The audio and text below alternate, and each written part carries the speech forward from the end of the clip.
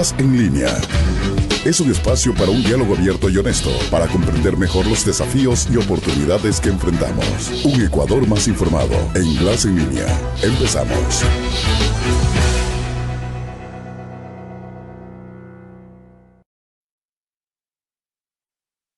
Saludos a toda la audiencia de Radio Sonorama 103.7 Guayaquil, Quito. Saludos a todas las radios amigas que se enlazan a este programa de televisión.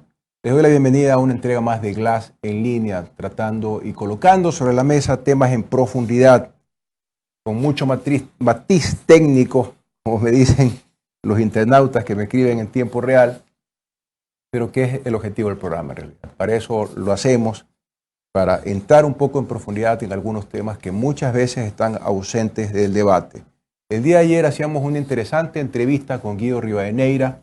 Él es especialista en sistemas en planificación de sistemas de educación, en planificación también de sistemas energéticos, una experiencia bastante interesante de su hoja de vida, y planteamos varias cosas sobre la mesa. Entre ellos unas cifras preocupantes. Cada vez se matriculan menos chicos para la educación básica y secundaria. Cada vez hay menos estudiantes. Debería haber entre un 4 o 5% de incremento anual por el aumento natural de la población en el Ecuador. Eso no sucede. Parafraseando algún debate de décadas atrás, es la economía, caramba.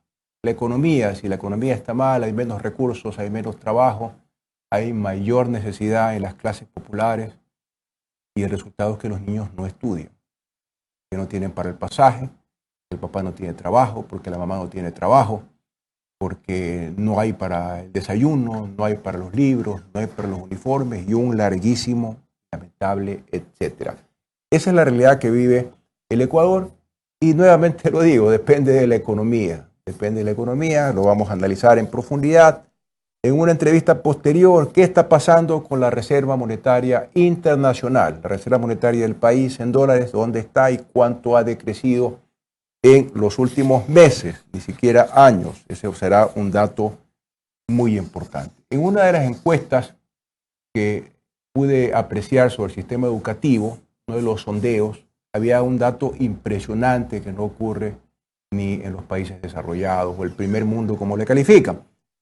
Decía que los jóvenes ecuatorianos tienen la aspiración en un, creo que 92 o 95%, de tener un PhD, es decir, un título de cuarto nivel de educación avanzada, un doctorado, como se dice popularmente. Por supuesto, todos aspiramos a uno. Eso nos dice mucho de la juventud ecuatoriana, nos dice mucho de la aspiración, del horizonte que tienen nuestros adolescentes. Por supuesto, alcanzar ese índice de PhD es muy complejo, pero lo importante es entender las aspiraciones de los adolescentes y de los jóvenes en el Ecuador que no encuentran cómo estudiar.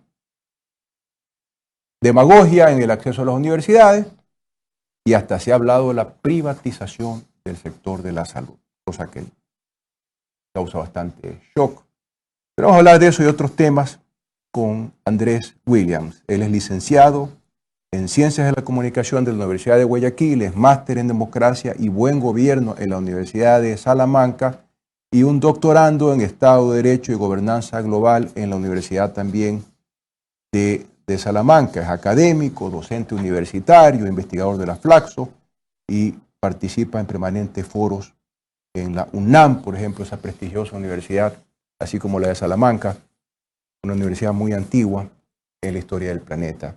Andrés, bienvenido a Glass en línea. Este tema de la educación genera mucho más expectativa y la verdad es que cada vez que lo tocamos siquiera, hay más personas que quieren participar del programa y hay mayor interacción con los jóvenes.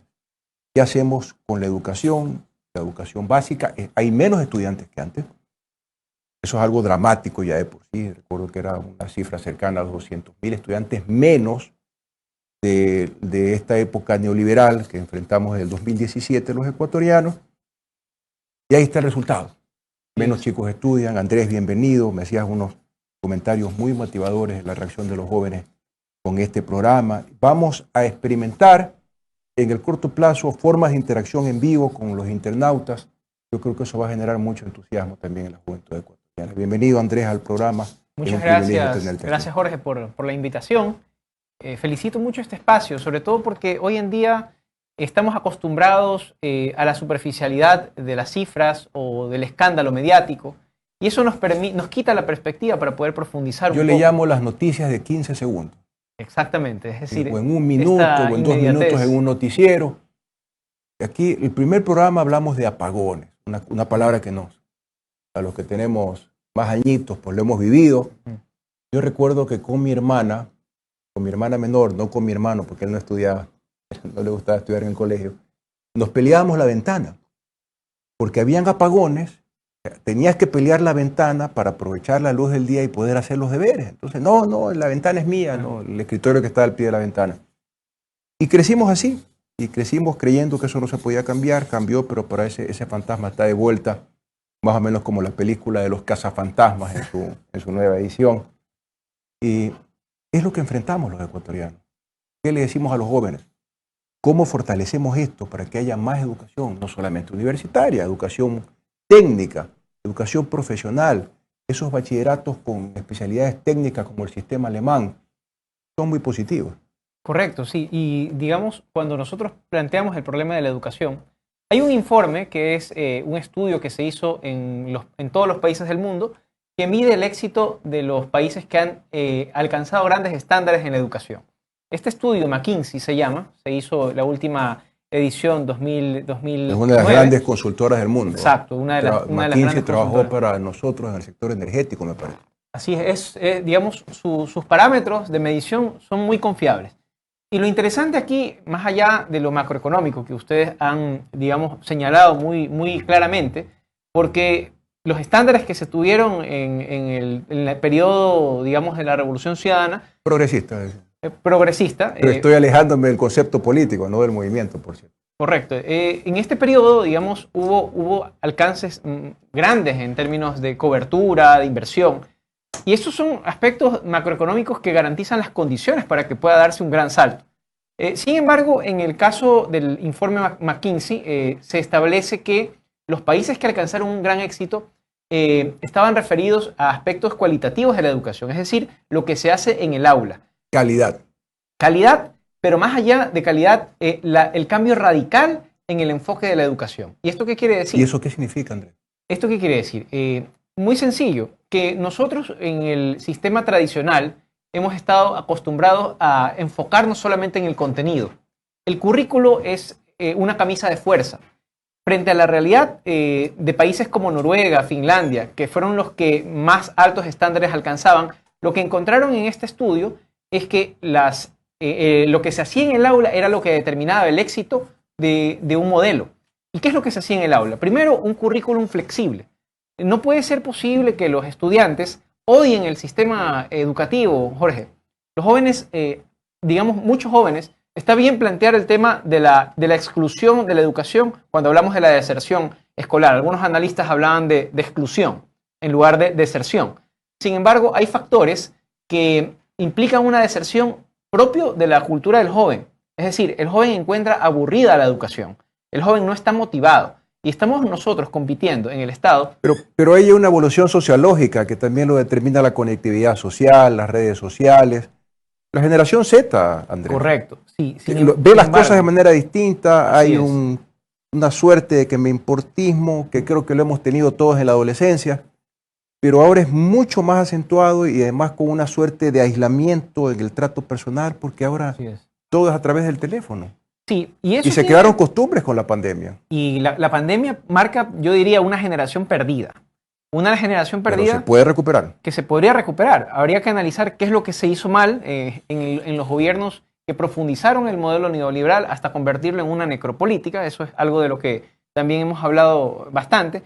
Sin embargo, refiriéndonos... Después hablamos de la necropolítica. Correcto.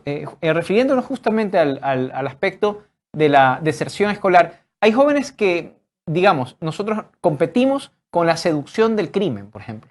El crimen es seductor. Tenemos tantas plataformas de Netflix, tenemos las narconovelas, y los jóvenes ven en... Hay una idealización. Así es. En la música. Hay una nueva y en mitología. Novelas nuevos decir, héroes. vale la pena vivir una vida de excesos, Así traficando droga y saber que me van a matar antes de los 30. Así es. Digamos, es una mitificación que se ha Hay un hecho compromiso de los medios del de narco. comunicación. Y es terrible, ¿no? Porque además usted tiene a Pablo Escobar como modelo a seguir. Ya los jóvenes no siguen al Che. En una presentación que nosotros preparamos para este programa, vamos a ver de qué manera en algunos imaginarios, en Guayaquil específicamente, vemos trisimotos que ya no pintan el rostro en degradé del Che. Ahora pintan el rostro en degradé de Pablo Escobar en su primera detención, por ejemplo. Ah, eso no he visto. Esto es un síntoma de el crimen como seducción en este caso. Y no sé si tal vez se podría poner la diapositiva, porque es interesante. Claro que sí, la presentación, por favor. Es interesante, Jorge, sobre todo porque nosotros estamos frente a un imaginario. El Estado debe competir con el crimen organizado. ¿Y el Estado cómo compite con el crimen organizado en el aspecto educativo? Por ejemplo, aquí tenemos 62.000 estudiantes que no han sido matriculados en el 2023 en comparación con el 2022. Tenemos en el entorno educativo, solamente en el primer semestre del 2023, 147 niños que fueron asesinados por violencia. Pero cerca también de los establecimientos educativos. Es decir, ya no, el sistema educativo no blinda de la violencia. El microtráfico pasando factura en nuestros niños. El microtráfico, y no solo eso, sino que las violencias juveniles, entendidas en una dimensión mucho más profunda, implica el bullying, implica el hecho de que ir a la escuela significa algo tortuoso. Estamos viendo solamente la cifra de 62.000 estudiantes que no se matricularon, pero deberíamos ver también de qué manera, no sé si podemos poner la siguiente diapositiva. Aquí nosotros tenemos, esto lo llamamos estudios postcoloniales, tenemos dos fuerzas, la fuerza del Estado y la fuerza del narco. Entre estas dos fuerzas hay un intersticio, ¿no? Un margen en donde se encuentra el joven. Entonces, el Estado solo se preocupa de las cifras macroeconómicas. El narco se preocupa de los jóvenes como armas, básicamente como máquinas de matar. En eso se han convertido los jóvenes para el narco, cuerpos desechables que pueden ser utilizados para el homicidio y el sicariato. Lo vi en la cárcel, los denominados gatilleros, eran muchachos de 18, 19 años, presos ya por asesinato. Es una realidad muy dolorosa. Condenas de 25, 30 años. Terrible. Y algunos me decían, no, yo solo manejé la moto. O sea, hay un mercado desgraciado, por así decirlo, no quiero sonar grosero en el programa, pero hay que ser un desgraciado para corromper a un adolescente, a un niño, el narcotráfico. A un joven. Al principio la violencia lo vi con mucha crudeza. Sí, ya tenemos un video que queremos presentar, pero primero, por favor, con Andrés veamos la presentación. Me están pasando aceleradamente las láminas. eliminaba las prisiones que albergaban a cabecillas de estas bandas. Se ha referido algunas veces en lo que pasó con... Ahí está la foto que yo le decía, ¿no? Por favor, me están cambiando las láminas una tras otra. La anterior, si podemos poner, esa de ahí. Ya, esta es una tricimoto y un taxi, todas capturadas alrededor de los recintos penitenciarios, ¿no? O en algunos barrios también populares. Solo es una muestra de la investigación que nosotros estamos impulsando con Flaxo Ecuador. Ahí estamos retomando algunas investigaciones de violencias juveniles y encontramos estos dos stickers. ¿Es un caso en particular, Andrés, o es generalizado? Yo la verdad es que no lo he visto. Nosotros estudiamos ahora no se puede uno mover sin tener miedo de que te maten en la calle. Así es, y es básicamente imaginarios.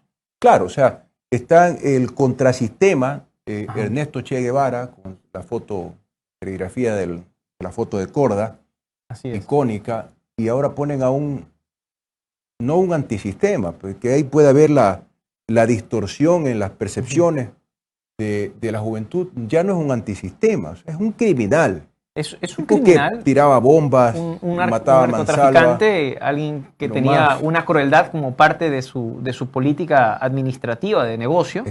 Ya no estamos hablando de inmoralidades, estamos hablando de amoralidades, o sea, personas que no tienen principios, no tienen ética. Así es. En este caso, nosotros como Flaxo, cuando impulsamos esta investigación, hicimos una especie de de valoraciones de los códigos que se utilizan o que se utilizaban en la época de Pablo Escobar, en el Medellín de Pablo Escobar. Hay algunos trabajos ahí, como por ejemplo el de Salazar, hablan de los códigos familiares.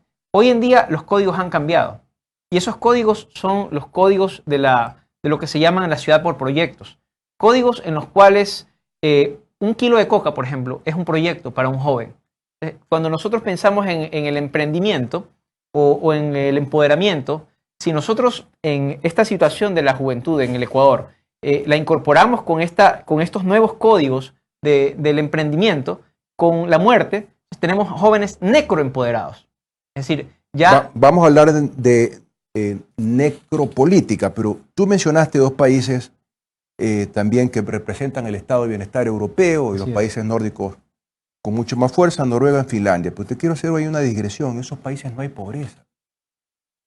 Es decir, no podemos tomar esos estándares en una sociedad donde no hay pobreza comparada con el Ecuador, donde la pobreza desgraciadamente lleva 6 años creciendo. No, correcto. Y la desigualdad, que es lo más grave. Correcto.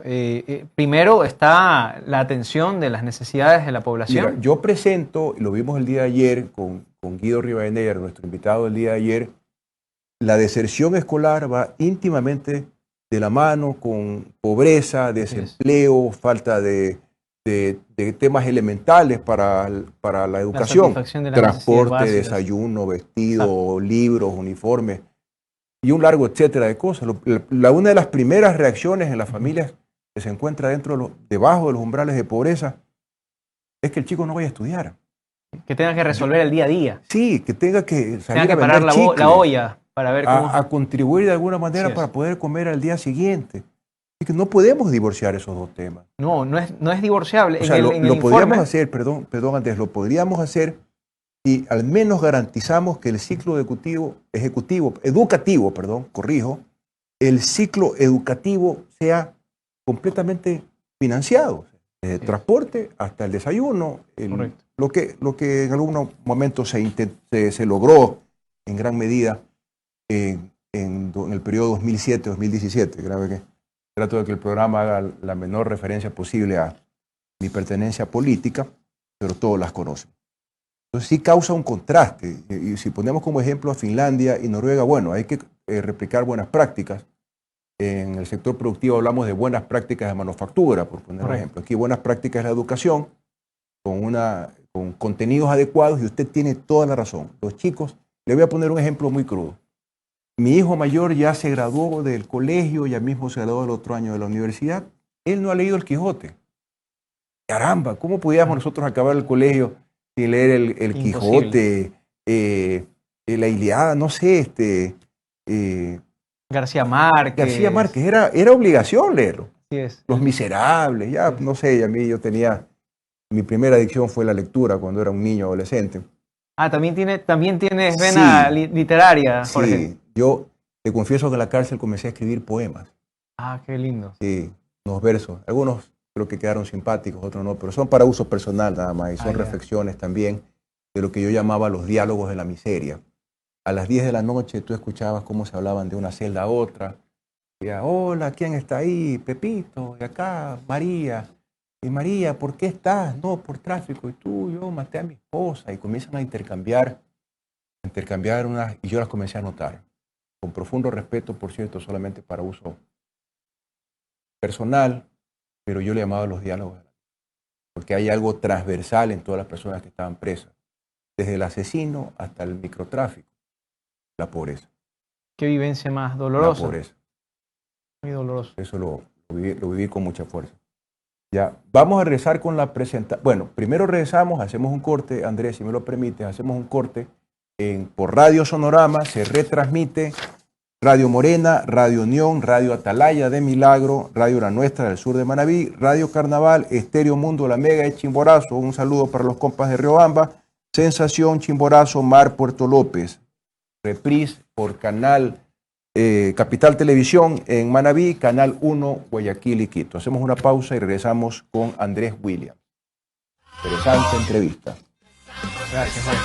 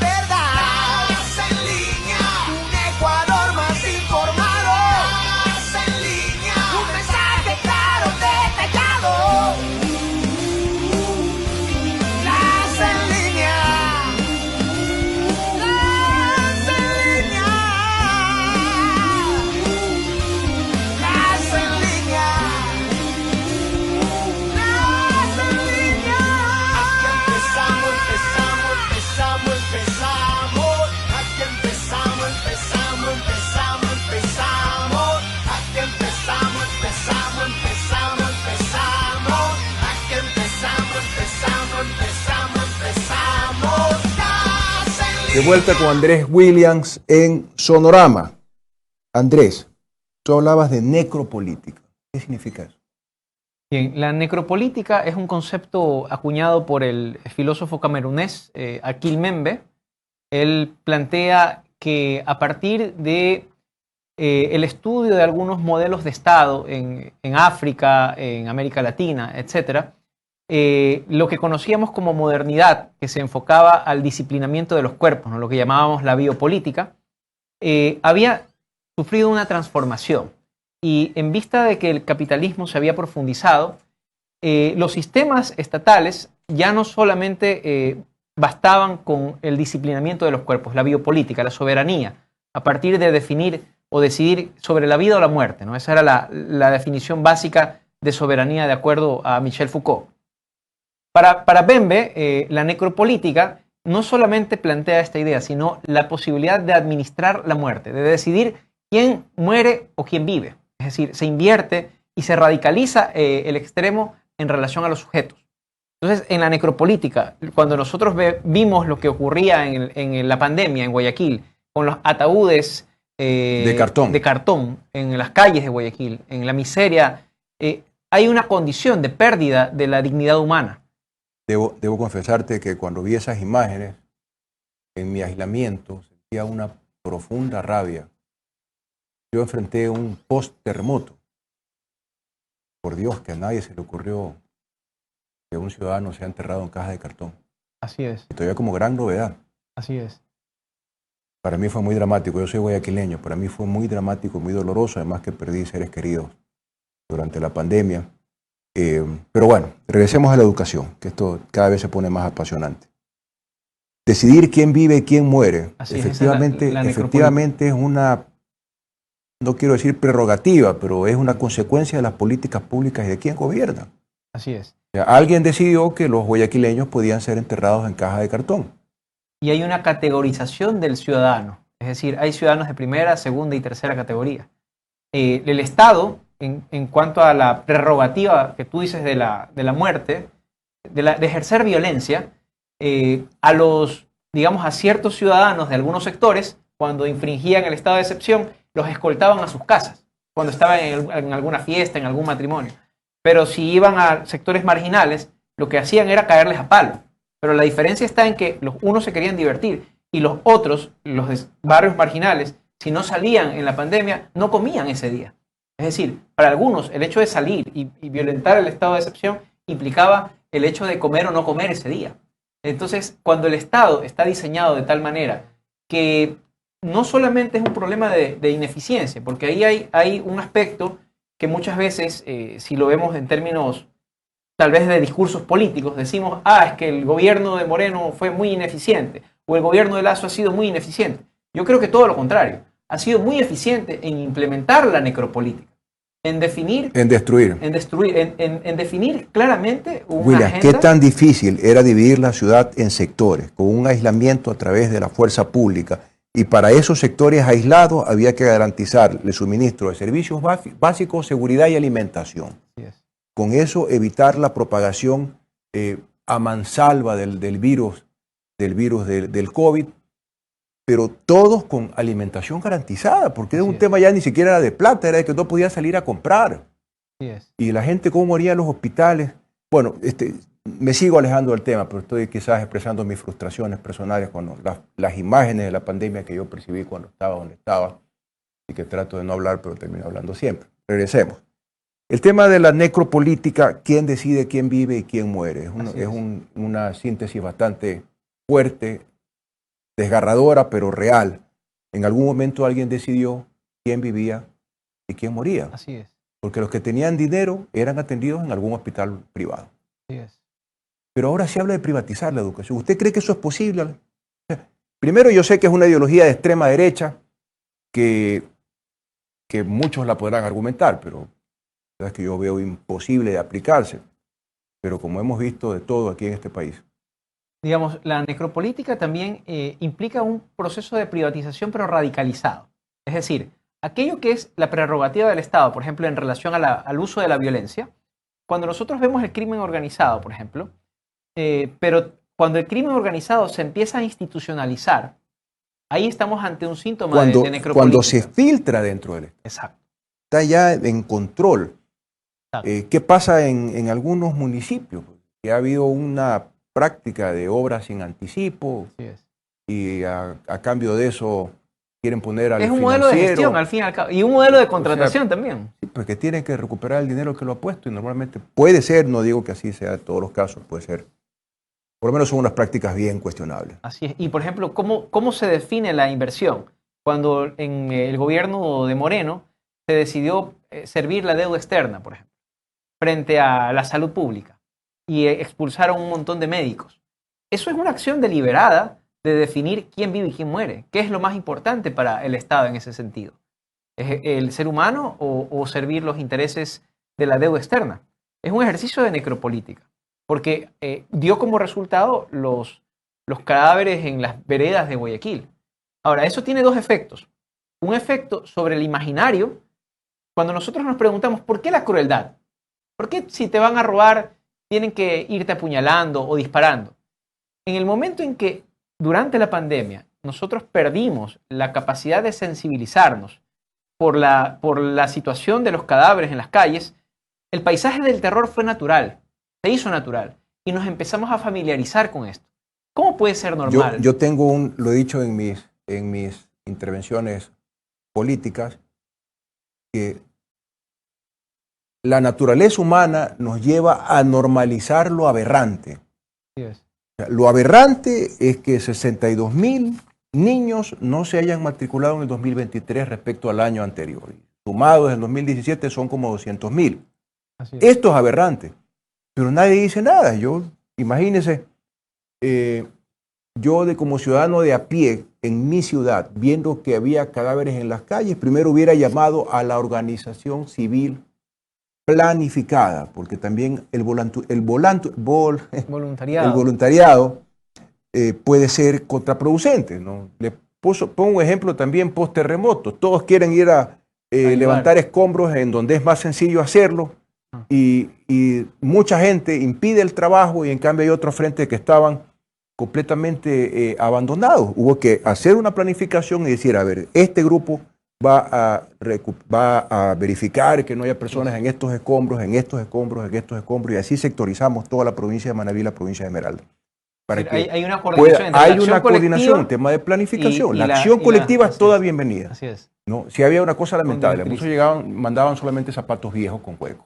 Claro. Ya, pero hubo que organizar todo eso, se hizo una gran cadena logística para suministros de agua potable, agua para consumo humano, de vestimenta, de alimentación, luego los albergues, luego un plan para los albergues, porque no íbamos a replicar la práctica en otros países de que se queda en un albergue 10 años. ¿No? Cada persona, cada familia en un albergue oficial recibió una casa de concreto, cemento, aceras, bordillos, agua potable, electricidad, alcantarillado, parqueo y hasta fibra óptica. Así es. Y de alguna manera, esto que decíamos, la dignidad humana o la dignidad de la vida humana estaba atendida por el Estado, de alguna manera, en el terremoto. En la pandemia no. Porque la dignidad es primero. Sí, es la dignidad de la vida humana en la pandemia al ser humano. Se perdió como tal. Y lo peor es que no hubo guayaquileños que se levanten. Y por ahí una persona generosa dijo, yo soy magnánimo, voy a dar cajas de cartón para los cadáveres. Que no podían ordenar cajas el gobierno central para lo que cuesta una caja para que se entierre un ciudadano, un ser humano, que tiene una familia, que era madre o padre o hermano o abuelito o tío. Tendemos a normalizar lo aberrante y pierde la sociedad organizada capacidad de reacción. Y la sensibilidad, sobre todo. Otra cosa, la estructura de la sociedad por las redes sociales es mucho más horizontal. Porque usted puede tener el ejemplo, lo he repetido muchas veces, de un portero de un edificio que por Twitter le escriba al presidente de la República y que el presidente le conteste. Entonces, la sociedad se hace más horizontal. Entonces yo digo, hay muchos revolucionarios tecla brava, porque no pasamos del Twitter o no pasamos del TikTok, del Facebook, etc. Y eso un poco desnaturaliza la sociedad civil organizada como opinión, emergencia. Por ejemplo, estamos a puertas de un fenómeno del Niño. Necesitamos sociedad civil organizada. El Estado tiene que proveer todo lo necesario, pero al final, probablemente la última milla, el que conoce al vecino, a la vecina, o el que sabe que en esta casa hay 3 familias, tiene que recibir más alimentación, más provisiones. Y esperamos que eso se esté haciendo, porque ya estamos en alerta naranja. Yo estoy seguro, y si la misma tónica que se ha repetido con la pandemia, que se ha repetido con las masacres carcelarias, yo creo que sería un ejercicio de necropolítica también lo que va a pasar con el fenómeno del niño. Es decir, la priorización de la inversión va a ser en función también de quién vive y quién muere. Es decir, que no nos sorprenda que en el desmantelamiento del Estado y en la privatización de la seguridad, que es hacia donde va avanzando esto, cuando vemos territorios perdidos, territorios fallidos, territorios de zonas grises, ¿no? Yo he hablado de eso en repetidas ocasiones. Yo creo que para términos tácticos, Esmeraldas ya no es parte del Ecuador. No es parte del Ecuador. Por temas de seguridad. Usted no puede entrar a un barrio sin pedir permiso. Pero hay una concesión tácita del Estado para que esos grupos administren ese territorio. Para que nada cambie. Para que nada cambie, pero además para que esa soberanía en donde el Estado ejerce el control sobre el territorio a partir del monopolio de la violencia ha sido concedido a las fuerzas irregulares o paralegales, digamos. Eso es ejercicio de necropolítica, porque ha sido con la complacencia de las mismas fuerzas de seguridad. Si podemos alistar el video que habíamos preparado para este programa. Producción, por favor. Y luego seguimos con la presentación. Un país doblegado. Desde 2018, Ecuador vive una crisis de seguridad por violentos enfrentamientos entre grupos delictivos que se disputan territorios para el narcotráfico. Al principio, la violencia se limitaba a las prisiones que albergaban a cabecillas de estas bandas. El vacío de poder tras la muerte de un líder mafioso desató varios motines sangrientos en 2021. Desde entonces, la inseguridad saltó a las principales ciudades del país. Según datos de la policía en 2022, el 80% de los asesinatos se debió a la disputa por drogas, pero las bandas criminales extendieron sus actividades y someten a los ciudadanos a extorsiones y secuestros. Los ecuatorianos sufren ahora atentados con explosivos y homicidios. Ecuador está ubicado entre Colombia y Perú, 2 de los mayores productores de cocaína del mundo. Poderosos carteles mexicanos financian a las bandas locales, frente al auge de la demanda global de drogas. Sin duda, la crisis de violencia y la crisis de seguridad que está viendo Ecuador, no de ahora, sino en los últimos 5 años, tiene que ver con la injerencia de grupos narcotraficantes y de crimen organizado, como el Tren de Aragua, que llegaron a Ecuador para hacerse cargo del tráfico de droga que viene de Colombia. El panorama no es alentador. Las dificultades económicas están empujando a los jóvenes a la delincuencia. ¿Qué tal? Así es, falta poco más de un mes para que inicie el año lectivo en la Sierra y Amazonía y la deserción escolar vuelve a ser un tema de discusión. El Ministerio de Educación no cuenta con cifras de abandono escolar del periodo 2022-2023. El último dato que maneja es del periodo anterior, en el que cerca de 90,000 niños y adolescentes abandonaron su proceso educativo. Las principales causas que maneja el Ministerio de Educación son la situación socioeconómica de las familias, la movilidad entre la ruralidad y la ciudad y el embarazo temprano. Pero a esto se suma un problema adicional que autoridades y organizaciones civiles están analizando, y es que cada vez más niños y adolescentes son reclutados por bandas delictivas. Según cifras de la Policía Nacional, en el primer semestre de 2023, 1.326 menores de entre 12 y 17 años fueron detenidos. Cifra preocupante, pues en todo el 2022 se registró la detención de 2.101 menores. Los delitos en los que más están vinculados los menores son robo a personas, seguido de tráfico de drogas y tenencia de armas. Habrá que sumarle el fenómeno del niño, que podría representar una nueva causa para el abandono escolar.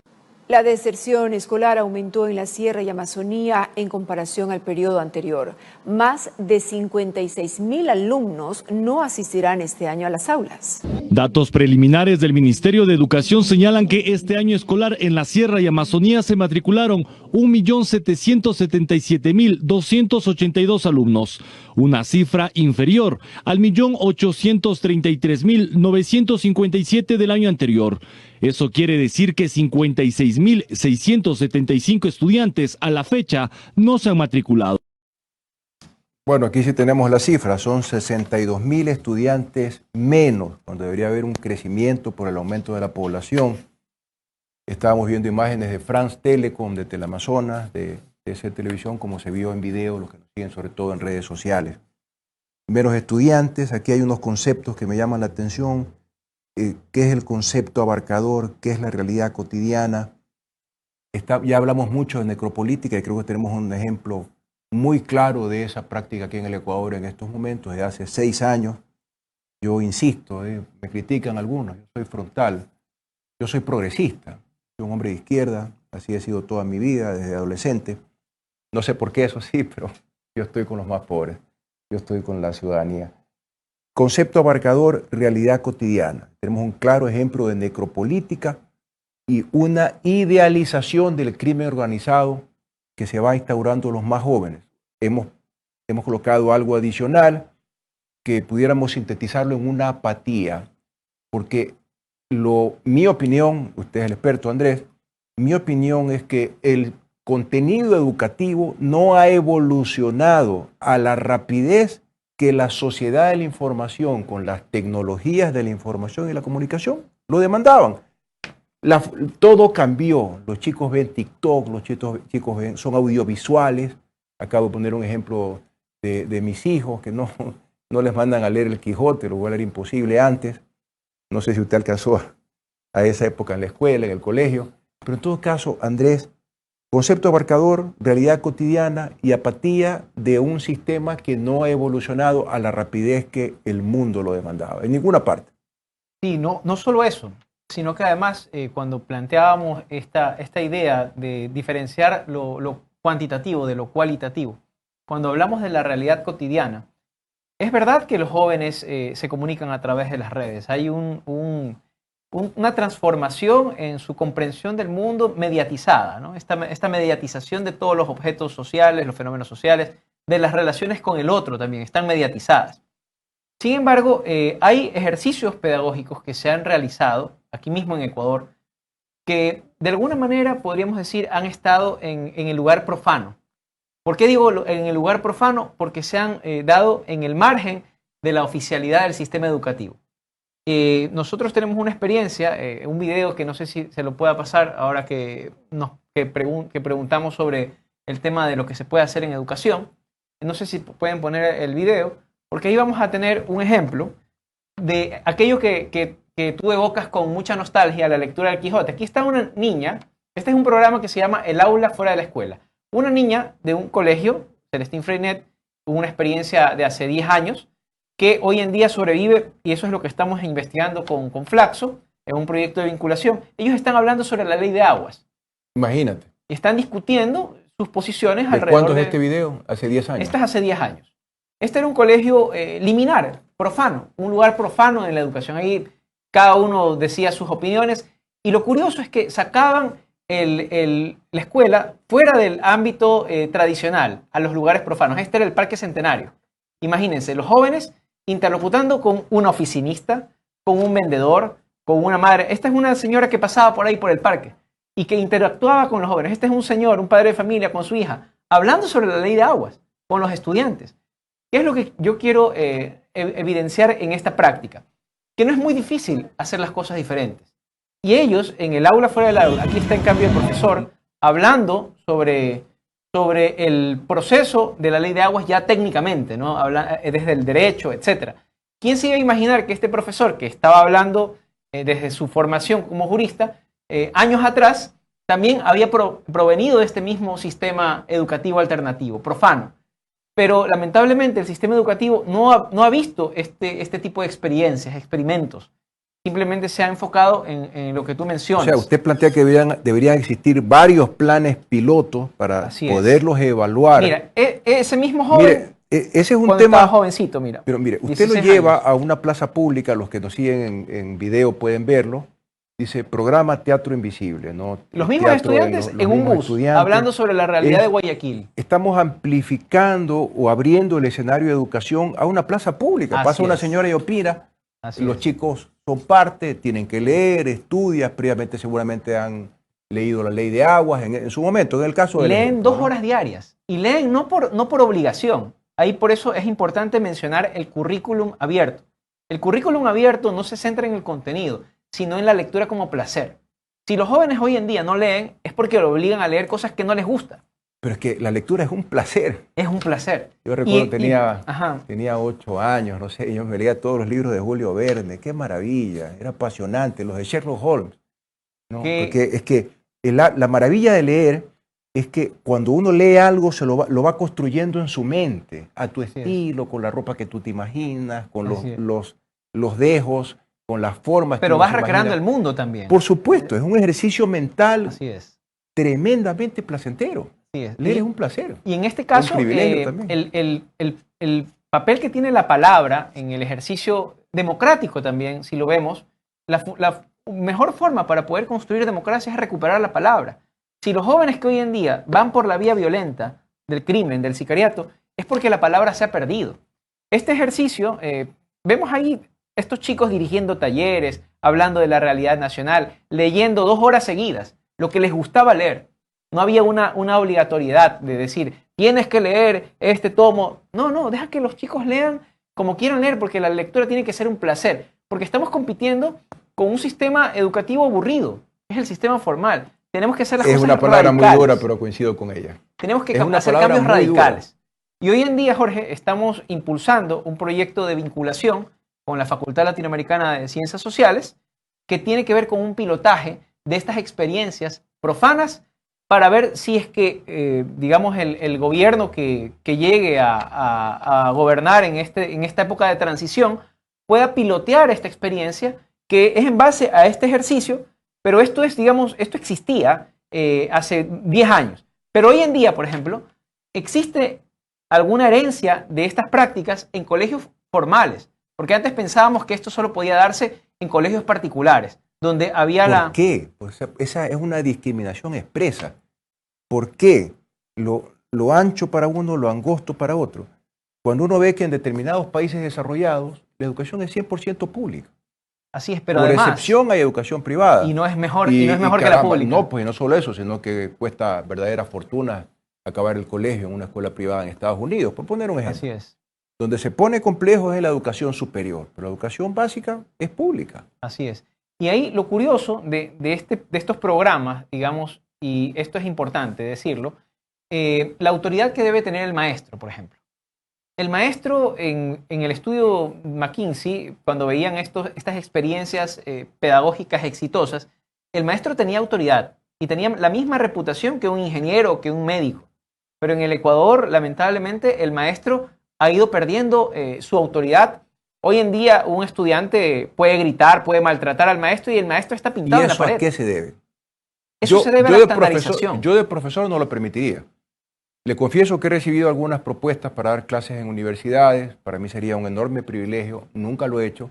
Me daría terror decir algo y como ahora todo el mundo está verificando en tiempo real a través de Google, decir alguna imprecisión y que se viralice, créanme que uno se llena de angustia. Y mejor me dediqué a ser comunicador, imagínense, y estamos aquí en la entrevista.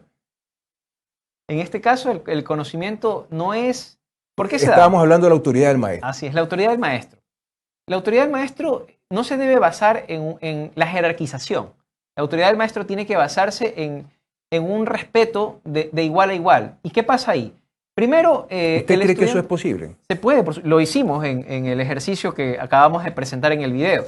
Pero hoy en día, cuando me preguntan, ¿existen estos ejercicios? Yo digo, por supuesto.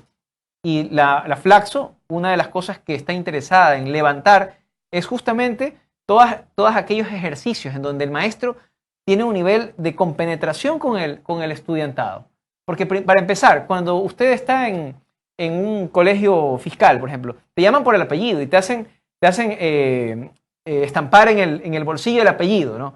Williams. Hay una despersonalización total. Ahí no hay un respeto. Bueno, así era en mi época también, en un colegio particular. Sin embargo, las leyes permitían que el maestro sí pudiera... Sí, claro, el maestro estaba respaldado por el rectorado, la dirección del colegio. Así es. Había un consejo, un comité de maestros, y uno no se metía con un maestro. Tenía autoridad. Terminabas, al menos en mi colegio, si te expulsaban por A, B o C situación, dejaban el espacio de tu banca, la retiraban y se quedaba ahí por el resto del año, para que todo el mundo vea el espacio Así es. de la persona que había sido separada del colegio. Digamos, esa educación tradicional, digamos, no es que estamos haciendo una apología de esa educación, por si acaso. No, en realidad no, Andrés. Estoy acusando una falta de evolución y cómo podemos alcanzar para que esa evolución para bien de los nuevos tiempos en la sociedad de la información lleguen a los estudiantes. Hacemos una última pausa con Glass en línea. Soy Jorge Glass. Regresamos con Andrés Williams hablando en una apasionante entrevista sobre la educación, rompiendo paradigmas. Sí, son cambios.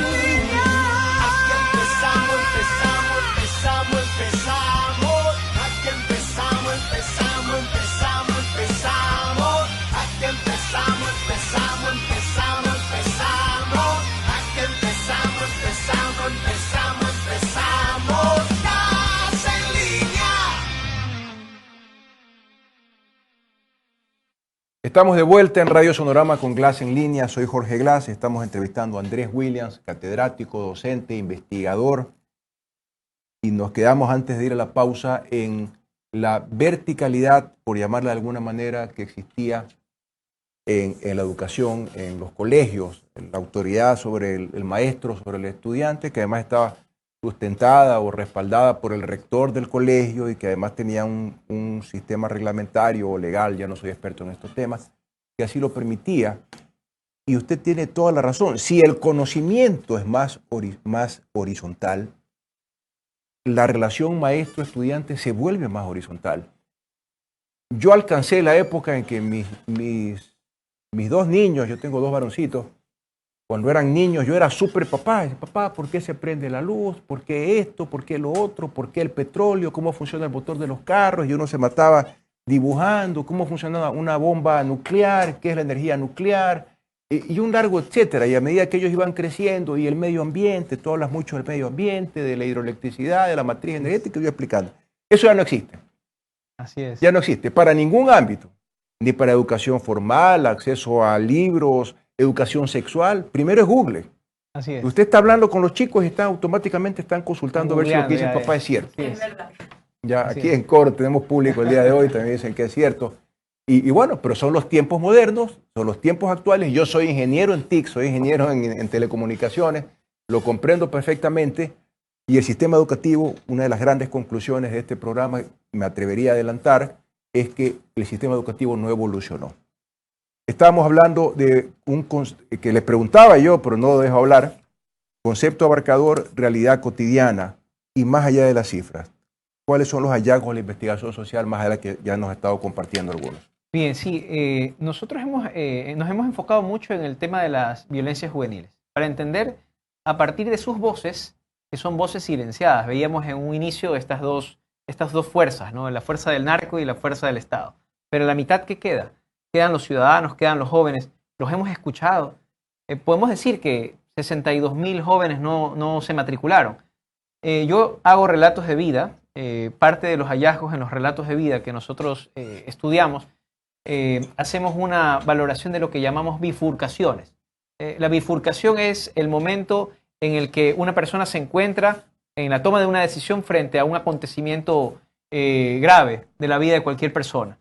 El estudiante en una bifurcación, en un momento, tiene que decidir entre si sigue yendo al colegio o si se dedica a la vida criminal. Hay una bifurcación. En los relatos de vida que hicimos de jóvenes sicarios y de sujetos carcelarios juveniles, nosotros encontramos una concepción de la escuela completamente deteriorada, porque las identidades juveniles para estos actores son identidades deterioradas. Los jóvenes hoy en día que no pueden encontrar un proyecto de futuro y de identidad a partir de la escuela, tienen que buscar ese proyecto de futuro y de identidad en las pandillas o en otras formas de organización popular. ¿Cuál es el problema? Que hoy en día las pandillas han sido subsumidas por el crimen organizado. Por eso es importante que cuando se hable de política criminal, por ejemplo, que la política criminal está preocupada por la represión, por el punitivismo. Es importante diferenciar pandillas, bandas del crimen organizado y carteles. Porque si no sabemos diferenciar, no sabemos cómo orientar la política pública en función de cada una de estas poblaciones.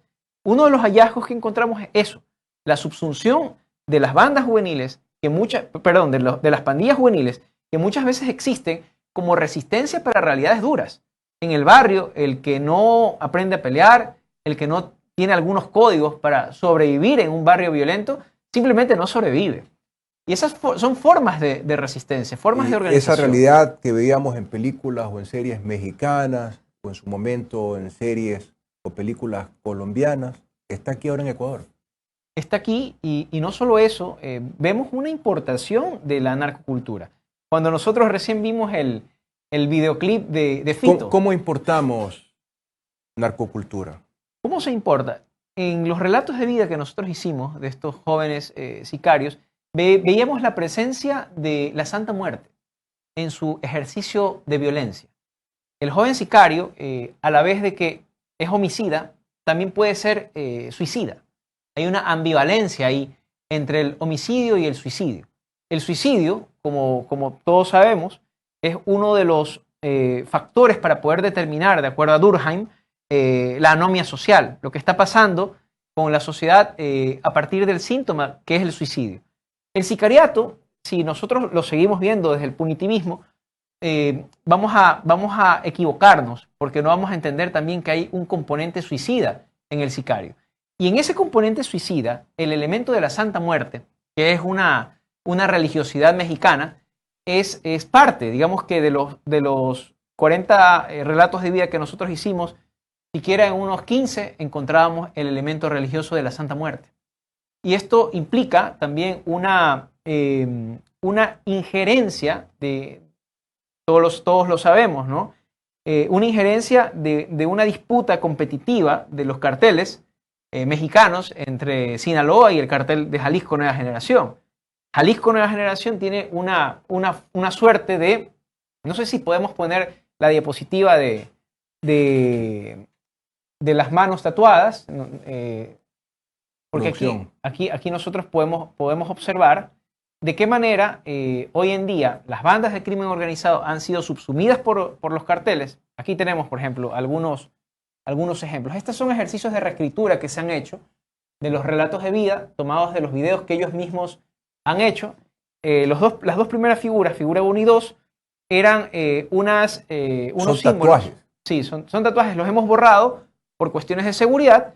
Estos fueron tomados de un video, los de abajo de Teleamazonas. Es decir, hay jóvenes que tienen como tatuaje un cuerpo humano descuartizado. No, lo que está arriba, ya te voy a explicar. Abajo lo que hay es un comando. Recordemos que nuestra audiencia de radio solo nos puede escuchar. Así es. Abajo tenemos un comando de un símbolo que hacen la banda de los tiguerones. Este es un comando de guerra, son comandos guerreros. Lo interesante aquí es que podemos ver una visualidad. Lo que ustedes tienen ahí es una suerte de teléfono. Cuando uno se toma una selfie, aparece esa imagen. El problema es que esa imagen de la selfie, que refleja una especie de narcisismo en los jóvenes, termina siendo aquello que en el ejercicio del sicariato, lo que vemos arriba son descuartizamientos. La segunda imagen es una mano con un corazón, es una imagen de una de las masacres carcelarias. Y las otras imágenes, la figura 5 y la figura 6, son imágenes de sicariatos cometidos en video. Andrés, nos quedan pocos segundos para terminar la entrevista. Creo que vamos a tener que hacer una segunda parte. Se me quedaron casi todos los temas en carpeta. Qué apasionante entrevista. Te diría yo que la mejor que he hecho en el programa. Muchas gracias, Jorge. Hasta ahora. ¿Podemos hablar de un Estado fallido? Cuando hablas de necropolítica, estamos hablando de idealización del narcotráfico. Creo que no vamos a alcanzar la respuesta, pero un sí o un no. ¿Tú crees que hay un Estado fallido? Creo que no. ¿Hay territorios que no están en control real del poder establecido? Los hay, pero yo no llamaría de Estado fallido porque eso implicaría que el Estado ha dejado de cumplir sus competencias. Aquí hablamos de necropolítica porque sabemos que el Estado tiene una función que es justamente la violencia como fin y no como medio. Andrés, se nos ha terminado el tiempo de la entrevista. Qué apasionante conversación con Andrés Williams, académico, catedrático, investigador, con quien hemos hablado de educación. El tema en realidad era violencia en el sistema, cómo afecta al sistema educativo, pero se nos quedaron muchos temas en carpeta. Será hasta una próxima entrega por Radio Sonorama de Glass en línea. Gracias por sintonizarnos, gracias a toda la audiencia que nos sigue por redes sociales. Hasta la próxima. Juntos podemos trabajar para un Ecuador mejor y más próspero. Te esperamos en Glass en línea. Hasta la próxima.